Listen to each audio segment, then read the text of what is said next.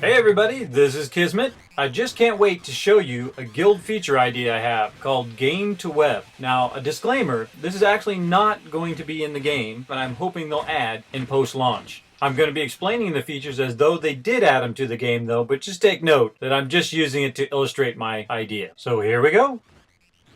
Hello everybody, I just can't wait to show you some of these new features that BioWare has added to Star Wars: The Old Republic. This game is phenomenal. The storyline, playing the game is so great, and these new guild features help so much in managing the guild. Well, let's jump right in and take a look. As you can see at the bottom here, we have 4 tabs. One for forums, one for news, and one's for calendar. These are all guild essentials. Also, any changes you make in-game show up on your guild website on SWTOR.com. Now we'll take a look at that a little bit later, but let's go ahead and jump right into taking a look at the new forums feature. This feature gives you access to your public forum as well as your private forum. We just go ahead and click this pop-up here. You can see you can choose between your public forum and your private forum. Notice I've got one highlighted here in orange. If I just go ahead and double click on it, it'll bring up a read window. You can go ahead and read through the post as well as read through the replies. There's also a refresh button to refresh any new posts that may have been posted on your website. Let's go ahead and compose a post. As you can see at the top, you can tell it which forum you'd like to post to, your private forum or your public forum. You enter in a subject and your message, and then go ahead and hit Submit New Thread. It will post so everybody can read it in-game, as well as go up to your SWTOR Guild website for everyone to read. Now we'll take a look at the news. Notice it's very consistent in the interface. It's pretty much the same throughout. Notice our different news categories in our pop-up here, Ring of Destiny news and Star Wars: The Old Republic news. We'll go ahead and double click on it to look at the reader. As you'll notice, there's a picture in this news post. A little bit about a guild hunt we had all done together. Also, if you notice at the top, there's some navigation to go through all the different posts and read all the various news. Let's go ahead and compose a new news article.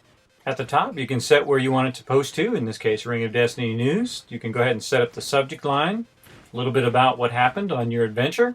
And also, if you notice in the upper right-hand corner here, there's a button to access your holocam. So you can select one of your screenshots, crop it, and go ahead and put it right into the news article. Then go ahead and hit Submit News. And that brings us to the calendar.